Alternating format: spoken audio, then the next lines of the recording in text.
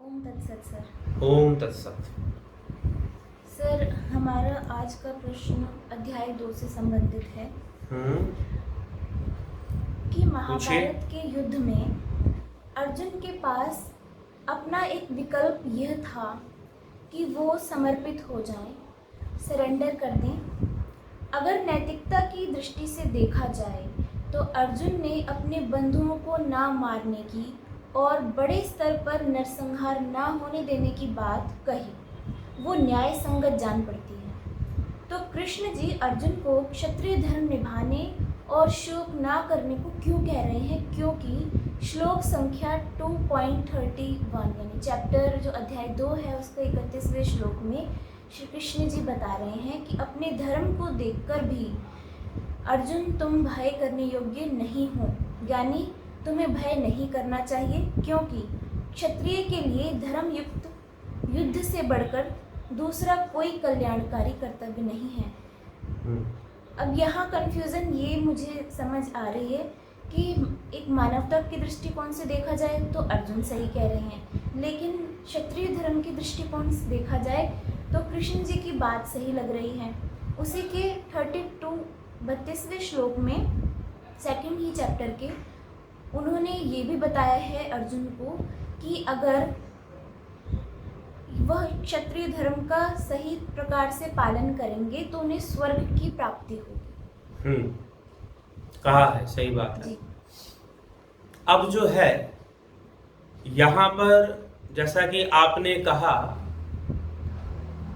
कि नैतिकता के दृष्टिकोण से और मानवता के दृष्टिकोण से अर्जुन की बातें सही लग रही हैं। अर्जुन कह रहा है कि अगर हम युद्ध करते हैं तो भारी नरसंहार होगा, बहुत सारे लोग मरेंगे। मरने के कारण जो स्त्रियां हैं वो विधवा हो जाएंगी, और वह जो स्त्रियां हैं विधवा होंगी या अकेले पड़ जाएंगी, और वह स्त्रियां फिर दूषित हो जाएंगी, वर्ण विरुद्ध उनका विवाह हो जाएगा, वर्ण शंकर उत्पन्न होंगे और वर्ण शंकर कुल का नाश करेंगे, कुल को नरक में भेजेंगे, संस्कार बिगड़ेंगे। तो इस युद्ध से घोर पाप लगेगा। तो नैतिकता, मोरालिटी के बेस पर यह जो बात है यह हमें सही लग रही है। जी ठीक है। फिर अर्जुन एक और नैतिक बात करता है, वह यह कहता है कि मेरे गुरुजन मेरे सामने खड़े हैं, द्रोणाचार्य, पितामह भीष्म पितामह खड़े हैं, कृपाचार्य भी युद्ध में खड़े हैं, ये सब हमारे विरुद्ध युद्ध में खड़े हैं, और अगर मैं इन पे शस्त्र चलाता हूं तो भी मुझे घोर पाप लगेगा। अगर मैं पितामह पे शस्त्र चलाऊं, द्रोणाचार्य पे शस्त्र चलाऊं तो भी मुझे घोर पाप लगेगा। और कहीं से भी गुरु के ऊपर शस्त्र चलाना या गुरु की हत्या करना या गुरु पर शस्त्र का प्रयोग करना, यह कहीं भी शिक्षा नहीं दी जाती है। तो एक पाप भी है और एक अनैतिक कर्म भी है। तो अर्जुन कहता है कि क्यों ना हम इस युद्ध से बचने का उपाय ढूंढें, और क्यों ना हम इस युद्ध को त्याग कर दें। इससे बेहतर है कि सारा जीवन में भिक्षा मांग कर रह लूं, लेकिन मुझे यह युद्ध ना करना पड़े। मैं ऐसा युद्ध नहीं करना चाहता जहां पाप ही एकत्र होगा और जहां कुछ भी नहीं मिलने वाला, क्योंकि सब लोग तो मारे जाएंगे युद्ध में, तो हम राज भी किसके ऊपर करेंगे? हम कौन सा राजपाट फिर भोग लेंगे? तो इसीलिए कोई युद्ध में मुझे लाभ नहीं दिख रहा है। इसलिए है केशव, मैं युद्ध से बचना चाहता हूं और मेरा तो पूरा शरीर कांप रहा है, मैं युद्ध नहीं करना चाहता हूं। तो मानवता की दृष्टि से, सत्व की दृष्टि से अर्जुन, नैतिकता की दृष्टि से भी हम कह सकते हैं, मोरलिटी की दृष्टि से अर्जुन मोरल साइंस की बात कर रहा है, नैतिकता की बात कर रहा है। लेकिन अब ऐसा लग रहा है कि कृष्ण युद्ध करने के लिए कह रहे हैं तो उसे अनैतिक वचन बता रहे हैं, उसे युद्ध में कुछ लोगों को ऐसा लग सकता है, और कुछ लोग ऐसा कहते भी कि कृष्ण ने अर्जुन को युद्ध में लगा दिया। वो तो बड़ी सुंदर सुंदर बातें कर रहा था, बड़ी अहिंसावादी बातें कर रहा था, ठीक है, बड़ी अहिंसावादी बातें कर रहा था, पाप पुण्य की बातें कर रहा था, तो कृष्ण उसे घोर पाप में क्यों लगाते हैं? लेकिन सत्य कुछ और है। यही होता है, यहीं पर आता है व्यवहारिक होना और आदर्शवादी होना, प्रैक्टिकल होना और आइडियलिस्टिक होना। अगर हम वेस्टर्न फिलॉसफी पढ़ते हैं तो दो प्रकार के दर्शन आए मॉडर्न एज में और कंटेम्प्रेरी एज में। एक थे आइडियलिस्टिक फिलॉसफर थे और दूसरे थे एग्जिस्टेंशियलिस्ट फिलॉसफर थे, अस्तित्ववादी दार्शनिक हुए। तो बहुत व्यवहारिक थे। फिर साइंटिफिक फिलॉसफी भी आई, साइंटिफिक फिलॉसफी भी आई, जिसमें कि आइंस्टीन का नाम आता है। आइंस्टीन ने फिलॉसफी दी और बहुत सारे साइंटिस्ट ने, मतलब लाइफ के बारे में भी उन्होंने बताया। तो philosophy of science I, existentialism आया, अस्तित्ववाद आया। इन सब ने आइडियलिस्टिक को बहुत क्रिटिसाइज किया। जितने भी आइडियलिस्टिक फिलॉसफर थे सबका बहुत क्रिटिसिज्म हुआ। तो आदर्शवादी बातें करना, नैतिकता की बातें करना, क्योंकि वहां पर होता क्या है कि आप भले ही कितने भी नैतिक हो जाएं, दुर्योधन नैतिक नहीं है। भगवान को पता है कि युद्ध तो होना ही है। अगर अर्जुन युद्ध ना भी करे, अर्जुन अगर भिक्षा मांगे भी, तो क्या नरसंहार रुक जाएगा? नरसंहार फिर भी होगा, ठीक है, फिर भी होगा। लेकिन इस युद्ध से धर्म का निर्णय होना है, इस युद्ध से धर्म की स्थापना होनी है। ऐसे आतताई और ऐसे लोभी, लालची और द्रौपदी का चीरहरण करने वाले दुशासन, दुर्योधन, ऐसे लोग, उनके हाथ में अगर सत्ता जाएगी तो वो कैसे कर्म करेंगे? समाज के साथ, जनता के साथ, लोगों के साथ और प्रजा के साथ, ठीक है। तो वो अधर्म की स्थापना ही करेंगे। तो अब जो है, ऐसी परिस्थिति में अगर अर्जुन युद्ध नहीं करता है तो उसे पाप लगेगा। क्यों लगेगा? क्योंकि उसने इस धर्म युद्ध का त्याग किया, धर्म स्थापना का युद्ध उसे करना है और उसने उसका त्याग कर दिया। तो भगवान उसे सावधान कर रहे हैं कि तू ऐसा सोच रहा है कि तुझे ये पाप लगेगा, वर्ण संकर पैदा हो जाएंगे, वो पैदा। भगवान ये नहीं कह रहे हैं कि ये सब नहीं होगा, ये नहीं कह रहे। भगवान कह रहे हैं कि सारी चीजें जो है यह एक समय के लिए ही प्रकट होती है, परिवर्तन संसार का नियम है, इसे कोई रोक नहीं सकता। लेकिन हमारा जो उद्देश्य है, तुम्हारा जो उद्देश्य युद्ध करने का है, वह धर्म की स्थापना है, ठीक है। वह सुशासन को स्थापित करना है, दुशासन को नष्ट करना है, ठीक है। और एक अच्छा, लोगों के लिए एक अच्छा राज हमें देना है। तो इसीलिए यह धर्म युद्ध है और क्षत्रियों का कर्तव्य है युद्ध करना। किस लिए युद्ध करना? युद्ध करने का मतलब ये नहीं कि लोगों को मारते रहो, काटते रहो, अपने स्वार्थ के लिए युद्ध करते रहो, नहीं। क्षत्रिय शब्द का अर्थ क्या है? क्षत्रिय शब्द का अर्थ है छत्र प्रदान करने वाला। छत्र होता है ना, क्षत्रिय। तो एक तो माना गया जो छतरी लेके घूमता है उसको भी क्षत्रिय कह देते हैं, नहीं। छत्र प्रदान करता है अर्थात सुरक्षा प्रदान करता है, किसी को सुरक्षा देता है, प्रोटेक्शन देता है। तो राजा का कर्तव्य है कि वो सुरक्षा दे। तो अब धर्म रक्षा की यहां बात आ गई है। अब रही बात नैतिकता और अनैतिकता। सारा समाज, मनुष्य कमजोर इन्हीं सब जगहों पे पड़ता है, नैतिकता और अनैतिकता पर। और कई बार इनकी जो परिभाषाएं होती हैं परिस्थितियों के अनुसार बदल जाती है। क्या पाप है, क्या पुण्य है, क्या नैतिक, क्या अनैतिक, क्या धर्म और क्या अधर्म, परिस्थितियों के अनुसार बदल जाती है। तो परिस्थिति जब बदल चुकी है यहां पर, तो अब अर्जुन कितना भी मोरालिटी की बातें कर ले, मोरल साइंस की बातें कर ले, फिर यह सब बातें कमजोर की बातें हैं, कमजोर लोगों की बातें हो जाती है मोरालिटी की बातें करना यहां पर, ठीक है। आपने सुना होगा कि जब महिषासुर का अत्याचार बढ़ गया था बहुत ज्यादा, तो माता दुर्गा ने, वो तपस्या कर रही थी और महिषासुर के दूतों ने देखा कि भाई यहाँ कोई सुंदर स्त्री तपस्या कर रही, उसका हरण कर लेते हैं, ठीक है। तो अब देवी का युद्ध महिषासुर से शुरू हुआ। तो अब महिषासुर के कई राक्षस थे, कई बहुत बड़ा समूह था राक्षसों का, उसमें रक्त बीज और पता नहीं कैसे कैसे राक्षस उसमें पड़े हुए थे। देवी ने देखा कि ये जो है, ये राक्षस, इनका युद्ध करने का कोई नियम नहीं होता, इनकी कोई मर्यादा नहीं होती। तो देवी ने, कात्यायनी ने क्या किया, उन्होंने काली का रूप धारण कर लिया। वो नग्न हो गई, रक्तपान करने लगी, मतलब उसने भी आसुरी वेश धारण कर लिया। ठीक है, तो देवी ने वैसा ही वेश बना लिया फिर कि तुम ऐसे ही मानोगे, तुम मर्यादा वाले नहीं हो तो तुमको वैसे ही समझाना पड़ेगा। तो देवी ने नग्न बनने का मतलब कोई मर्यादा नहीं, तुम मर्यादा नहीं रखते युद्ध की, तो अब मैं भी कोई मर्यादा युद्ध की नहीं रखूंगी। ठीक है, तुम जितने बड़े दरिंदे हो मैं तुमसे बड़ी दरिंदगी दिखा दूंगी। ठीक है, तो देवी ने जो है नरसंहार करना शुरू कर दिया, रक्तपान करना शुरू कर दिया, और रक्त बीज का तो पूरा खून ही पी गई, क्योंकि उसका जहां भी रक्त गिरता था वहां एक और रक्त बीज पैदा हो जाता था। ठीक है, तो देवी ने काली जो है वो बन गई और उसने नग्न रूप धारण किया, मुंडों की माला धारण कर ली और राक्षसों का संहार करना शुरू कर दी। तो फिर जब ऐसी परिस्थितियां आती हैं वहां नैतिकता और वहां मोरालिटी जो है वहां के लिए फिर नहीं रह जाती है। तो दुर्योधन जो द्रौपदी का चीरहरण कर रहा है भरी सभा में, दुशासन जो कर रहा है और अपने भाई से करवा रहा है, जो ऐसे लोग हैं और जो ऐसे लालची, लोभी, स्वार्थी, कामी जो ऐसे लोग हैं, ऐसे लोगों के हाथ में पावर सत्ता जाएगी तो वो प्रजा का क्या हाल करेंगे, कैसी अधर्म की स्थापना करेंगे। तो कोई धर्म से नहीं चलेगा, कोई कर्तव्य की पालना नहीं करेगा, कोई रिश्तों का सम्मान नहीं करेगा। इसलिए अर्जुन को धर्म स्थापना के लिए युद्ध करना यहां पर उसका कर्तव्य है। और यह भाग्य की बात है कि किसी क्षत्रिय को स्वार्थ के लिए नहीं, अपनी कामना पूर्ति के लिए नहीं, अपना बदला लेने के लिए नहीं, बल्कि धर्म स्थापना करने के लिए युद्ध मिले।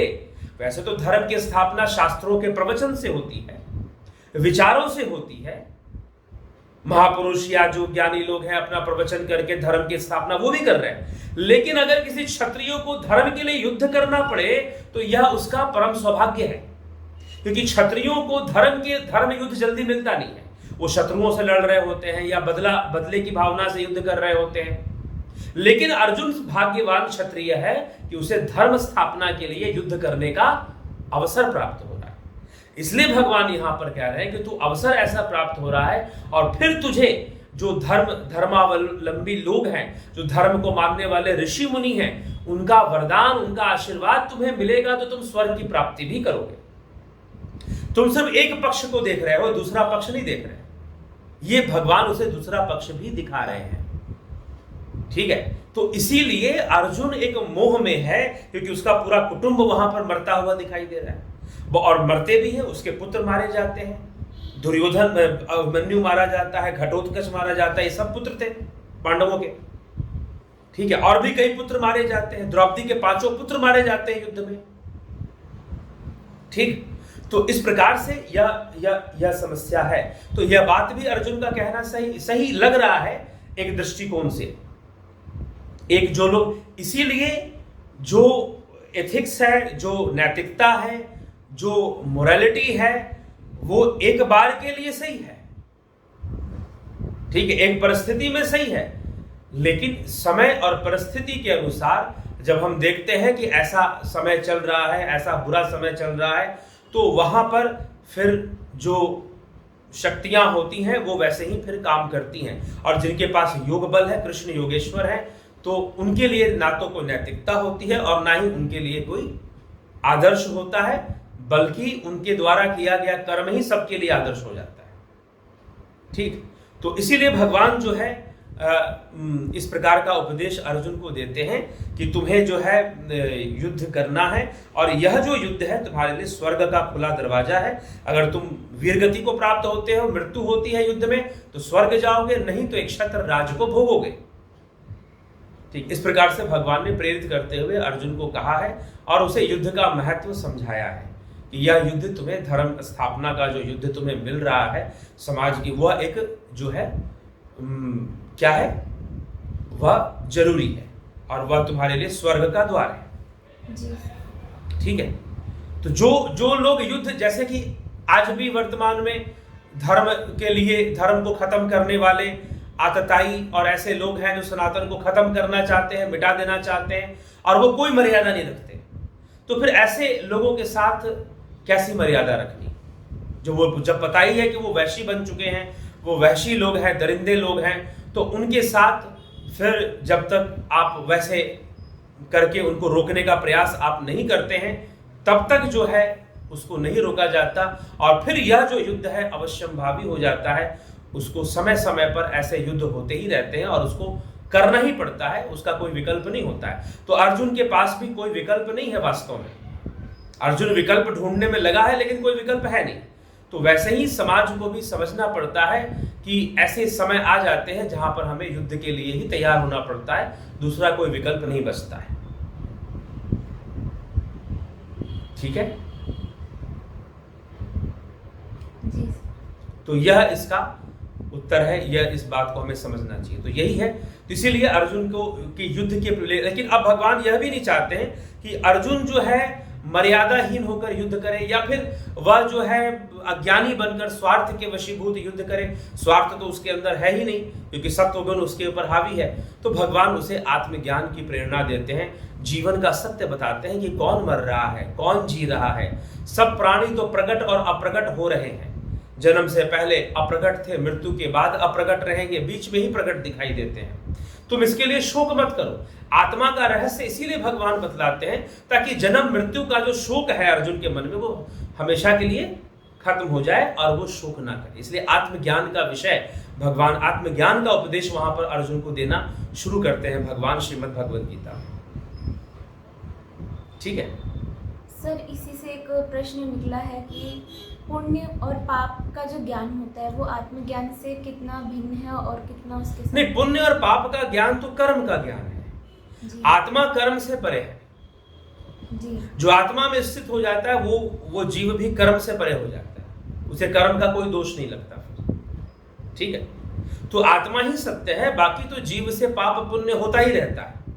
हम भी कर्म करते हैं, हमसे अनेकों पाप पुण्य होता है। एक मच्छर काट रहा है, आपने उसे मार दिया, मच्छर को जैसे मारा हो, थप्पड़ से मारा हो, अगरबत्ती जला दिया मच्छर वाला, गुड नाइट लगा दिया, या फिर आपने स्प्रे कर दिया, कई मच्छर मर जाते हैं, तो वो पाप तो लग ही रहा है ना। तो पाप से कोई बच नहीं सकता जीव। कोई कहे कि मैं पाप से बच जाऊंगा, मुझसे कोई पाप होगा ही नहीं, मैं सिर्फ पुण्य ही करूंगा, ऐसा संभव नहीं है। हाँ, पुण्य का ही प्रयास हमेशा करना चाहिए, इसमें कोई संशय नहीं। हमेशा पुण्य का प्रयास करना चाहिए, क्योंकि प्रकृति तो हमसे छोटे मोटे पाप करवाती रहती है। प्रकृति तो हमसे छोटे मोटे पाप करवाती ही रहती है। ऐसी परिस्थितियां बन जाती हैं कि हम पाप कर देते हैं। ठीक है, हमसे पाप होता रहता है। तो इसीलिए हम परिस्थितियों के कारण या ऐसे देश काल में कुछ ऐसी परिस्थितियां बन गई कि हमने पाप कर दिया, तो अब वो जो पाप आप कर रहे हो, आपकी पाप करना या उस लेवल तक पाप करना आपकी विवशता है। आप अपने जीवन रक्षा के लिए कर रहे हो, अपने परिवार के लिए कर रहे हो, जिसके लिए भी कर रहे हो। तो पाप पुण्य का तो यह मिश्रण चलता ही रहता है जीवन में। इसलिए अर्जुन से कहा जा रहा है तो मोहग्रस्त मत हो। जीवन में कभी सुख आता है, कभी दुख आता है। पाप के कारण दुख उत्पन्न होते हैं, दुख देने वाले फल मिलते हैं। पुण्य के कारण सुख देने वाले फल मिलते हैं। बंधन दोनों है, पाप भी बंधन है, पुण्य भी बंधन है। ठीक है, हम ना भी चाहें तो हमसे पाप होते हैं। तो अर्जुन, तू पाप का भय मत कर, क्योंकि यह तेरे सामने युद्ध खड़ा है और तुझे इस काल में युद्ध ही करना चाहिए, कर्तव्य समझ के करना चाहिए। तो इसकी चिंता मत कर कि फल की प्राप्ति क्या होगी, क्योंकि अर्जुन के द्वारा जो युद्ध हो रहा है वो स्वार्थ के वशीभूत नहीं हो रहा है, वो ज्ञान के वशीभूत हो रहा है। ठीक है, वो ज्ञान के वशीभूत हो रहा है। तो इसीलिए जो है अर्जुन की बुद्धि जब ज्ञान से प्रकाशित हो जाती है और वो समझ जाता है कि मैं क्या करने वाला हूं, क्या नहीं होने वाला हूं, मैं अनासक्त भाव से इस पाप का जो दुख मुझे मिलेगा वो मैं देखूंगा, भोगूंगा। ठीक है, लेकिन इस समय मेरा कर्तव्य है कि मैं युद्ध करूं। जब अर्जुन को समझ में आ जाता है तब वो युद्ध के लिए तैयार होता है। ठीक है, और क्षत्रिय होना उसका स्वभाव है, उसका स्वधर्म है। क्षत्रिय स्वधर्म बताया भगवान ने, तो स्वधर्म है, स्वभाव है, तो उसको फिर युद्ध तो करना ही चाहिए। अब वो क्षत्रिय है तो वो नहीं करके कोई क्या दूसरा काम करने वाला, कोई कुम्हार आके युद्ध करेगा, कोई दूसरा युद्ध करेगा? तू क्षत्रिय है, तेरा तो कर्तव्य बन जाता है कि तू इस युद्ध को कर। ठीक है, तो इसलिए उसे युद्ध में लगाते हैं। तो पाप पुण्य का मोह खत्म कर, क्योंकि पुण्य करना भी मोह है। कई बार जो लोग बहुत दान पुण्य करते हैं, ठीक है, वो दुखों से बचने के लिए दान पुण्य करते हैं। ज्योतिष के उपायों में भी दान पुण्य बताया जाता है कि ये दान कर दो, गाय को गुड़ चना खिला दो, ये कर दो, वो कर दो, कुत्ते को रोटी खिला दो तो तुम्हारे ग्रह शांत होंगे। ठीक है, व्यक्ति को करना चाहिए, लेकिन कभी कभी परिस्थितियां हमारे सामने ऐसी पड़ती हैं जहां पर हमें कठोर निर्णय लेने पड़ते हैं, किसी को कष्ट देना। एक माँ भी है, एक शिक्षक भी है, अपने शिष्य को पढ़ाने के लिए, एक टीचर अपने स्टूडेंट को पढ़ाने के लिए कई बार दंडित करता है उसे। अगर अनावश्यक रूप से दंडित करता है, जानबूझ के दंडित करता है, तो वो पाप बड़ा हो जाएगा। लेकिन थोड़ा बहुत दंडित करता है तो वो गलत नहीं है।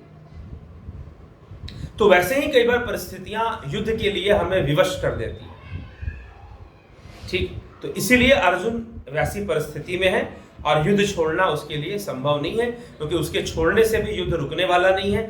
युद्ध तो होगा, अगर एक पक्ष रुकेगा दूसरा पक्ष तो मारने काटने के लिए तैयारी है, क्योंकि दुर्योधन पहले ही बोल चुका है कि सुई की नोक के बराबर भी भूमि नहीं दूंगा, अगर लेना है तो युद्ध करके ले जाओ, ठीक है।